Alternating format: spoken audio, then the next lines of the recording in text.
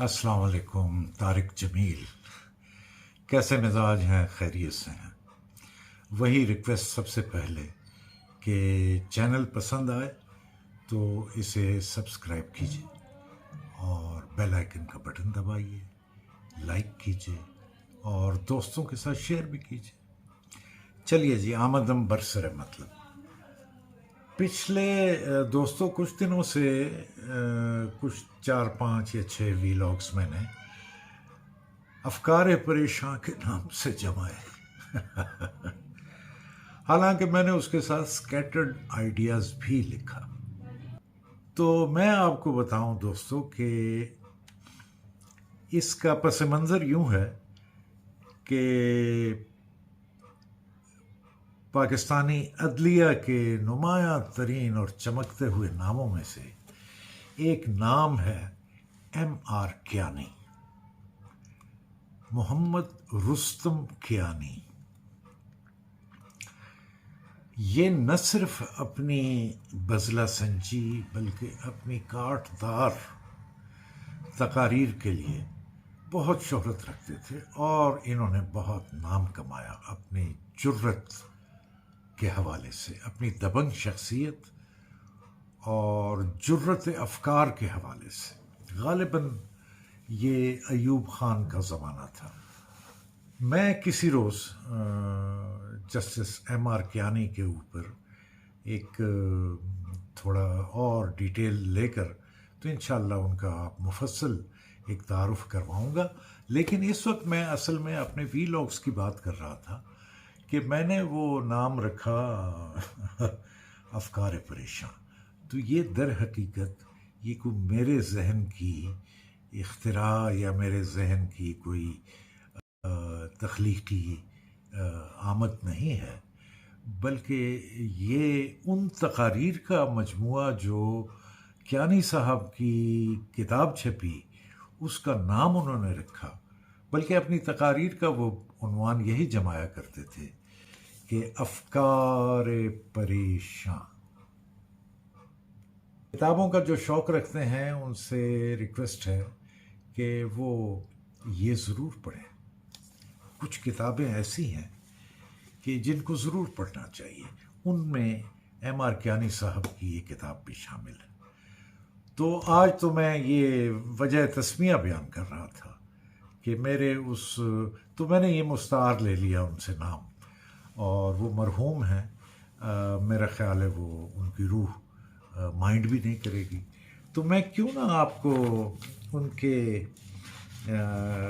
जो हैं हल्के से इक़्तिबासात जो हैं वो आपको सुनाऊं और आप देखें, आप भी लुत्फ़ उठाएंगे कि क्या काटदार तहरीर है और क्या खूबसूरत अंदाज़ है उनका कि जिसमें वो अपनी तकारीर लिखा करते थे और फिर महाफिल में जाके उन्हें जहाँ मदऊ किया जाता था उसमें पढ़ा करते थे। मैं आपके सामने पढ़ता हूँ। उन्वान है, कहने जाते तो हैं पर देखिए क्या कहते हैं। आज अगरचे अफकार परेशान का 3रा जन्मदिन है, मगर आपकी इजाज़त से मैं इसे बरसी की हैसियत देना चाहता हूँ। अब फातिहा पढ़ने का वक्त आ गया है। खुदा किसी के ख्यालात को 3 साल से ज़्यादा परेशान न रखे। 3 साल के बाद दोनों में से एक को दफन कर देना चाहिए,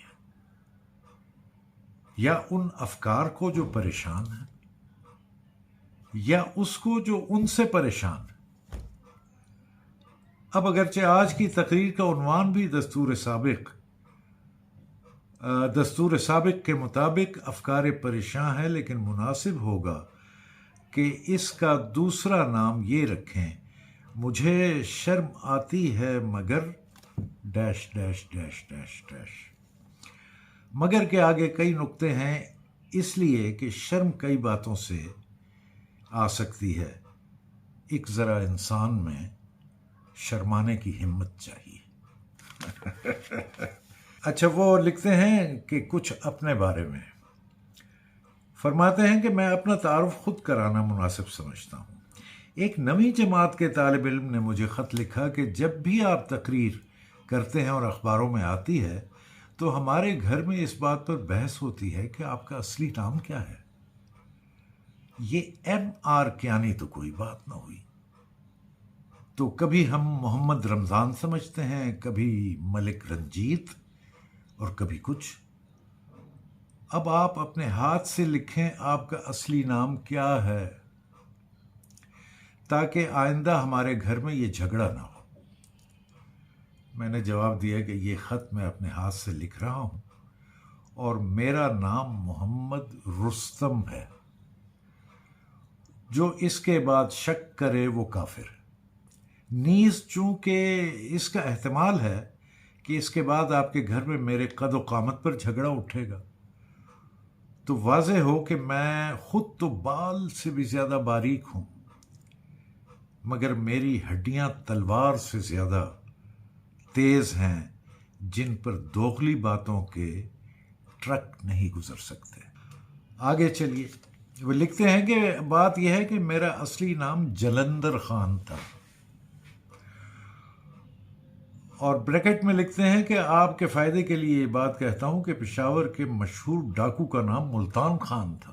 جب 5-6 سال کی عمر تھی تو عید کے موقع پر والد مرحوم نے ہم تینوں بھائیوں کے لیے بوٹ منگوائے۔ ہمیں تسمے باندھنے نہیں آتے تھے۔ والدہ نے سفارشاً والد سے کہا بچوں کو تسمے باندھنے سکھائیے۔ انہوں نے مذاق کرتے ہوئے کہا کہ اگر میں تمہارے لیے دوسری ماں لے آؤں تو تم اس کو سلام کرو گے؟ بڑے بھائی نے کہا ہاں جی میں کروں گا سلام، اور والد مرحوم نے ان کے تسمے باندھ دیے۔ میری باری آئی تو میں چپ ہو گیا۔ والد نے پھر سوال کیا۔ میرے بھائی نے کان میں کہا کہہ دو اس میں کیا ہے؟ تمہارے سلام سے سچ مچ سوتیلی ماں تو نہیں آ جائے گی؟ میں نے کہا اگر آ گئی تو۔ تیسری بار جب والد نے سوال کیا تو میں نے کہا سلام تو میں نہیں کروں گا، اور میرے تسمے کھلے ہی رہ گئے،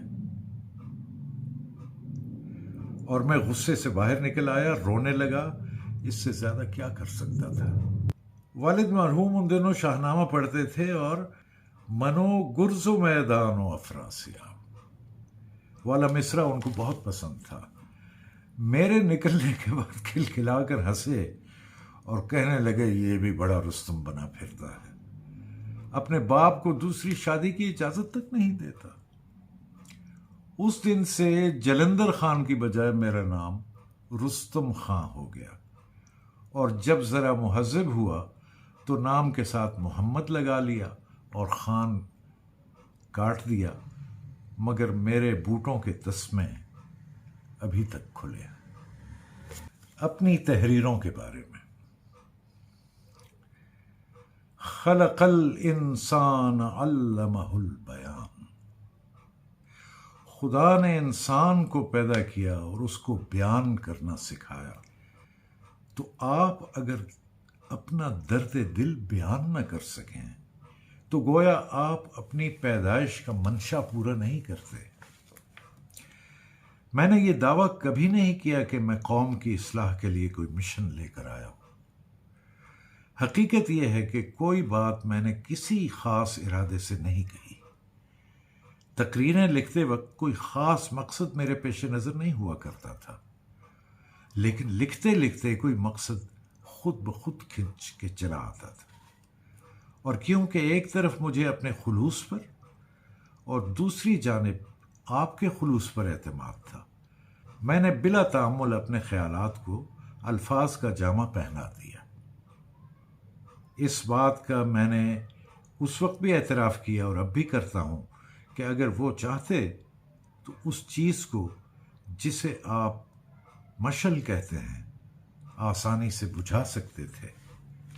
میں نے اکتوبر سن 58 کے 1.5 ماہ کے اندر حکومت کو صلاح دی کہ ان کے ٹھیک مقاصد کے پیش نظر ان کے لیے ایسا طرز عمل مناسب نہیں جس سے لوگوں کے دل اپنے پریشان خیال کے بوجھ سے دب کر بیٹھ جائیں۔